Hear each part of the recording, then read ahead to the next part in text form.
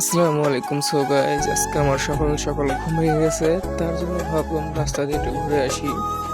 ঘুরে এসে দেখলাম একটা ব্লগ ভিডিও বানাই ফেলাই। ব্লগ ভিডিওটা হলো সকাল সকাল কোনো মানুষ নাই রাস্তাঘাটে, তার জন্য একটা ব্লগ ভিডিও বানাইলাম। দেখি কোনো লোকজনই নাই, ঠান্ডা আবহাওয়া, শীতের সকাল, কোনো লোকজন নেই রাস্তাঘাটে। গাইজ, ভিডিওটা কেমন হলো সবাই কেমন কমেন্টে বলে যাবেন।